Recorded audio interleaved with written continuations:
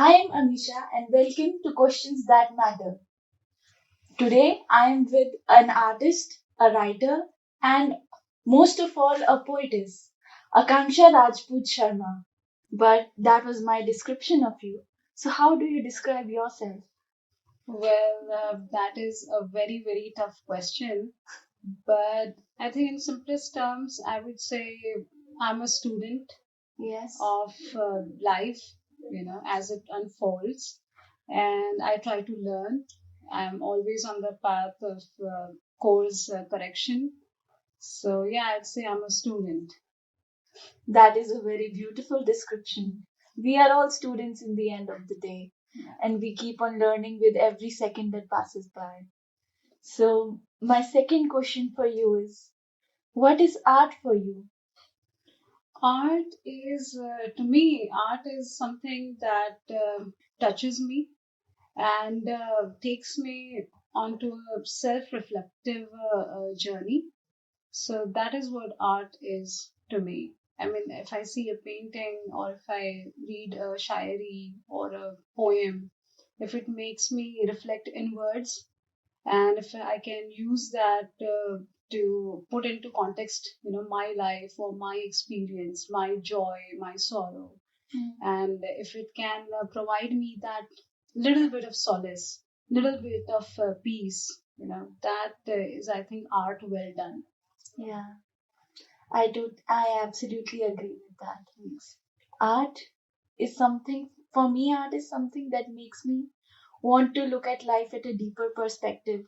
जो मुझे ऐसा फील कराए कि हाँ ये दुनिया बहुत प्यारी है और which makes me fall in love with the process of life itself. Absolutely. So that is art. That is why human beings create art generally.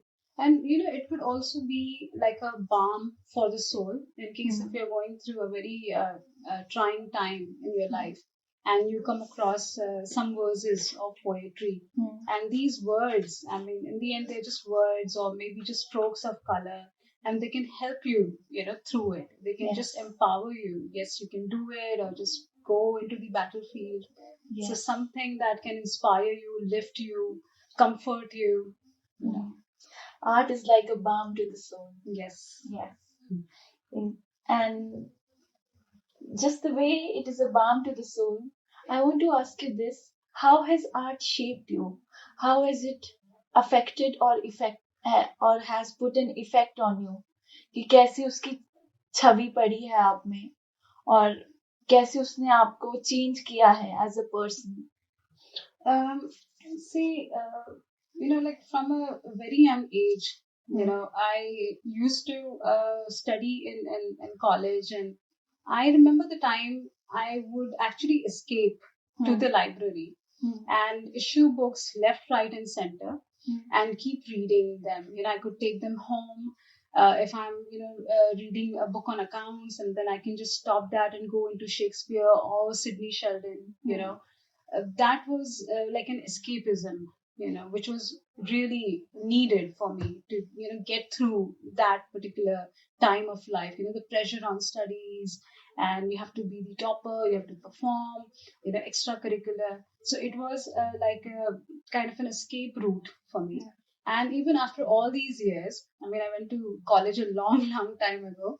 Even after all these years, it still is the same to me. If I can pick up a book and I can just lose myself into it and come back into the original realm of life with empowerment, with some enrichment, with some course correction, that helps me go through my life in a better way. I think I've become a better person, because as a woman, or even if you're a man, there are so many roles and responsibilities that the society pushes on you. And you just want to be in a place where you can fulfill those responsibilities in a much better way. And art is something that helps you, that's like a steroid for going through life. So art was more like a refuge to you. Yes. Yes. And when you are in that shell, you learn. And when you break out of that shell for some time, after the rest. Yes, it's like going to an informal school, Yes. some book or some poem or shairi or some painter. You think about that painting and then you Google about him and try to understand his frame of mind while painting that. And then you realize you're not even going through one fourth of the battle that person went through. Yeah. And if they are capable of doing something so beautiful, so can you. So that Indeed. is something that really helps you. You come back to your normal life and you say, okay, I shall, pursue on. Yes, that's a beautiful insight. And Thank you. see, it's even with the animals, they go through a rest phase where they rest, and after that phase, they come back better. So I also see reading as a phase when someone is resting and re-looking at life, recapitulating things, thinking things through, and then coming back. And not only reading, any art. Well, we can say everything is art. Absolutely. Yes. Art is something, even a good TV series, for example, Is it art. can just pull you in and you're lost in their experiences, the characters, the circumstances. You identify with some circumstances. You look at yourself from an outsider's perspective. Have you become like that? God forbid if I become like that. Or, yeah, this is eerily similar to what I'm going through, and see how people cope through different Yes. struggles, experiences. That So if you can feeling. learn from that. Yeah. Yeah, sorry to cut you No, mid no, no, no, sentence. not at all. But that feeling that we are not alone in all this. Absolutely. Art is also that kind of solace that it provides. And You know, speaking of art, sorry. no, no, that's okay. Actually, that's a very interesting thing because sometimes you pick up a book on philosophy or some person and you think, oh yeah, you're going through a tough time. These people had it much worse. We still have so many comforts and so many blessings, and we have to be grateful for them. Yes. And just be better at coping things and getting through life. I Yes. think that is the job which everyone, each one of us has to go through. Yes, indeed. And speaking of gratitude and that feeling that we still have it better on our plate. Absolutely, yes. Compared to so many people. Right. I have been thinking on the terms of gratitude these days. Absolutely. In fact, we recently voted, right? Yeah. And when the person just put the ink on my finger after I voted, I felt over about a century ago, there were women who fought for this right for us. Yes. And today we have it so easy. That is something we take for granted. Yeah, and we don't even see that exactly what the struggle was. exactly, and it's such a powerful thing to be able to go and vote Yeah. today. And those women sacrifice so much, And it's been said that every prestige or privilege that we have is the sacrifice of someone, some of our ancestors or someone back in the past. Absolutely, absolutely. Our parents have toiled so that we could, go through our own experiences in a slightly better way. Yes. And even we become parents and we want the exact same thing for them, that, they shouldn't have to suffer as we have. Yes. And there was another question that I wanted to ask you. It was that you have published and written a book, Her Grace, His Secret. And what was your inspiration to write it? How was it one certain inspiration, or was there a collective inspiration that was like every day you're writing, and like it was like every day you're putting in effort or and creating that stuff? Or is it that one certain day an epiphany came and then you just wrote it all? Now, this compilation of book was around at least 12 years in the making, because it has some poems which I've written when I was very young. And that's the reason why I was telling you I'm a bit embarrassed about it, because, at that age, you are a bit of juvenile person. You haven't, experienced so much. But I think even 12 years ago it was written. I met my husband 10 years ago. So it was mostly about him. Hmm. So he was the central theme around it. Um, it was about the kind of partner I want to have in my life and how he inspires me. And that is what I seek, as a human being, inspiration to be better at whatever role, life throws at me. So, and my husband is that force. So I have, it's sort of a tribute for him. So I have just written it for him. He's inspired it. And, being here in Himachal, I've been lucky, extremely privileged that the mountains have accepted me. It's worked out that way that I can be Yes. here, set up my own company, work here. Yes. I get to sleep the best sleep, in the arms of the mountains. So being here also gives you that kind of perspective, and it was like a tribute to the natural beauty of a beautiful state. So it was all of that. Hmm. I see. But the first thing that you said was you wrote it when you were in a very young age. And that was like, it was the mindset of yours was tender. But the thing is that every mindset is a mindset and it is valid. So that's also one thing that I'd like to say. Yeah. And yes, it is a blessing to have love by your side, love from the mountains, from the person that you love. Yes. And that's just so beautiful. So it was not a writing that was just done at a certain epiphany. It was a long process. Yes. So, No, actually, see, I don't mean to say that the young people shouldn't express. I mean, they should. But I'm talking in terms of the craft. Even at this stage, I don't think I'm a good writer. And, we're always too self-critical about our own yes. work. So even when I write something today, I think if I let it age and I ruminate about it, so after 6 months, I'll think, okay, I can do this much better because, I have experienced something more. I can add more richness to it. And I think after 1 year again, I'll say, no, I need to rework this. And I think most writers would say, कि, oh यार ये मैंने ऐसे लिख दिया था, अभी perspective थोड़ा मिला है, नजरिया मिला है, तो मैं और better कर सकता हूँ. But so that is the technique or the style of writing. Some vocabulary is poor at certain age, and by the time you're 50, you're not exactly like Shashi Tharoor, but you're somewhere, so somewhere better, hopefully. So it was about that.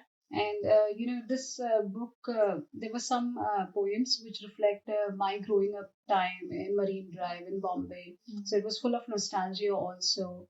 And I see those words and I had this urge to kind of correct it, rework it and make it better. But I didn't touch it because, that has an innocence which this expertise or vocabulary will not match. Exactly. So both of them are equally important.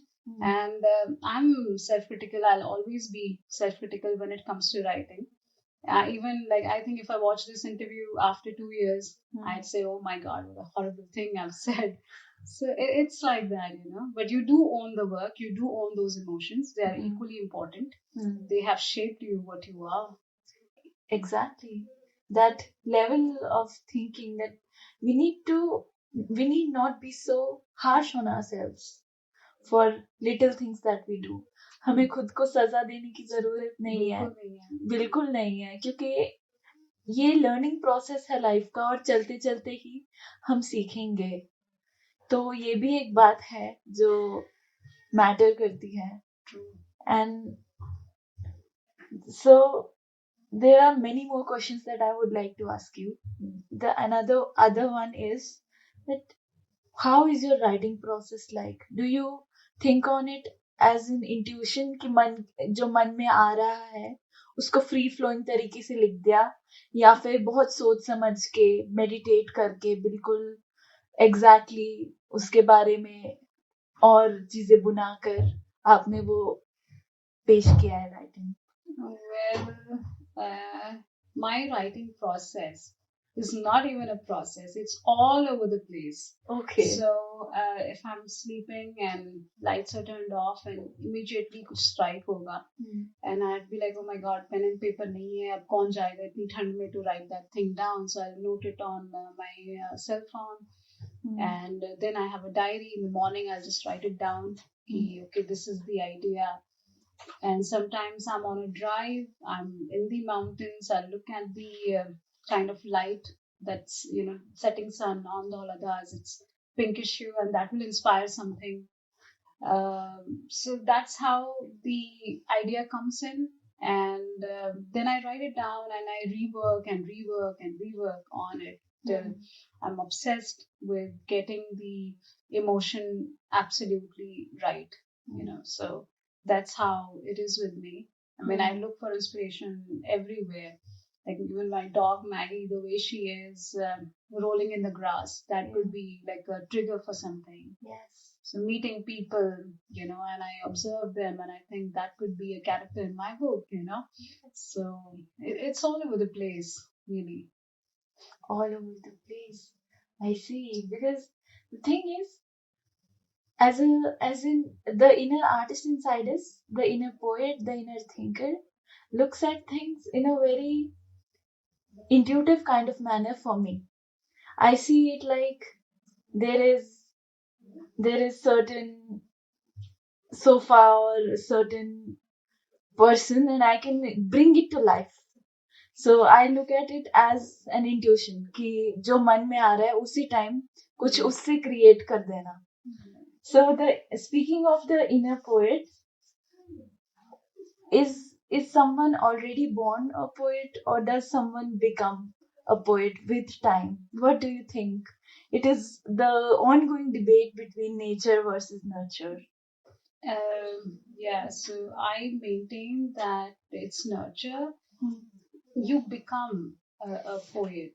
Hmm. Certain experiences in life, they shape you, they enrich you. And yes, there is a certain degree of gift also. Some people are able to articulate much better. So that is also there. But I think still I would say 99%, you decide to be what you want to be, and you learn and you shape yourself along with the craft that you're trying to shape, you're trying to express. So I think it's symbiotic with the writer and the craft. So you work, every day or perhaps every decade to be better at expressing, better at articulation. Yeah, there are some days when you would just lock yourself and just feel a certain thing, and then that emotion overwhelms you until you can't contain it within yourself, and you need a release. And you take up a pen and you start writing, you start splashing the colors, or you start crafting something. So you pour yourself out in that thing, and life teaches you that. I don't think anybody's born anything. It's a lot of hard work to do whatever you want to do. If you want to be a good writer, start reading, start learning new words. So it's totally up to you. And there are people who say, I'm born with this gift, you're born a dancer. I don't quite agree with it. When we're born, it's a it's an equal chance. But then the environment impacts our behavior a lot. Sometimes you're born in a family of writers, and yet you could become a footballer. It's possible. You choose not to do that. And sometimes you're born a very in an artistically impoverished family, and you tap into that experience. What they are not feeling, they're not expressing, and maybe I can put it down, and that can help so many others to express more or identify more. So I think it's just nurture all the way. There is a saying that the artist of today is the child who survived. So, the child who survived the education system, the child who survived a kind of society which does not support art or poetry in the sense that it should. Because in my utopian world, I feel that there should be more poets, more artists, more thinkers, more writers. But what is your take on the artist child and the education system of India doing to the artist child? Okay, that is one power packed question. So there are many aspects to this question. So, see, it's easy to criticize a certain system, right? but I'm very much aware that I'm a product of that system, and I'm still able to write, to express. And yes, you're right, we survive certain systems which are designed to categorically train you to be a lawyer or an accountant or an MBA, but you fight and you survive. Like my formal education was law. Nobody can actually say I'm a lawyer, but I studied law and I survived that. While reading law, I was reading Shakespeare or Sidney Sheldon too. Commercial books, I was writing poetry too. So, and I have seen so many others who were like that, like me.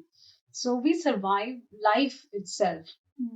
So you see, life cannot be ideal as we want it to be. Yes. So, how can we expect the systems that make up life to be perfect? And even if we do get a perfect system, there's no guarantee that you will have really good class of writers or graphic designers. Most of them are self-taught. We have so many books on graphic design. I try to learn, when making a website. So I think the artist is somebody who sees the imperfection of the world, as it were, and instead of complaining, he gets to work. He says, all right, you know what, there are forces against me, but there are forces with me too. The world is full of examples of people who have fought the system, who are the product of the system, and they have done great. Now, having said that, there is also a chance for all systems to evolve, right? So, like sports should also be given a lot of recognition in school life, and even arts is equally important. We had poetry writing competitions also, drawing competitions also. So, yeah, I think society will evolve. By the time our kids get to school, there will be a different structure, hopefully. And yes, so we should look at improving systems that will be better. There should be an overall development for the child. We can't just all become CAs and lawyers. Artists are equally important too, to reflect the successes and failures of a society, of its systems, successes and failures of a life itself. So they have a very, very important role in our life. It's a beautiful thing that you said that in the entire structure of the society, there is a very important place of the artist too, who sees things for as they are and sees what are the things that can be worked with and what are the things that don't work. And they are the ones who see how to make it work. Right. So, what is your message to young poets, young artists, young thinkers like us? I would say find the time to get bored and stay off Instagram as much as you can. Sit quietly, get bored, reflect. It's important to reflect. Life now, I see, is just a pursuit of hedonism, the pleasures and instant gratification. I think sorrows are equally important. They shape us, they have the potential to improve us as people. So just sit and reflect through the experiences and read as much as you can. There's already somebody who has felt what you have felt, the disappointment of it all, and he has found a way to, express it in a better way and learn from those masters and do your best, be sincere. It's not about competing with a certain writer or a poet. I think this is the only place where there is no competition that's required. You can do the service, the same service that a great poet has done to society. Give back, use your sorrow, use your experiences to express and empower someone else. When I write, I personally think that whatever I'm writing, after I'm dead, maybe 50 years later or 100 years later, if somebody can pick up a chapter, and if my words can move that person, I can help him in any struggle he's going through, I would consider myself to be very lucky that I could do that. Yes. So that's our job. We have to lift each other up. We can do that with a little acts of kindness, with a little words, with a little strokes. And that is the purpose of art. So that is my message to people. Feel sorrow, feel joy, learn to express it, help people as much as you can. That is so beautifully said. Thanks. So that was a very wholesome and beautiful conversation that we had. Yeah, the credit goes to you for drafting such amazing questions. Thank you.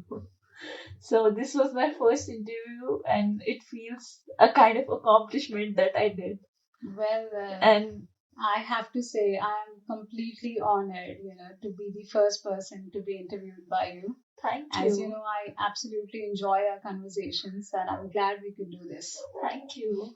And I'm glad you helped me through, and thanks to you Most too. welcome, yeah, and good luck to you. Thank you. So with this, we come to the end of questions that matter. We talked about many beautiful things, and thank you for listening to me and to Akanksha. Hope you have a good time. Thank you.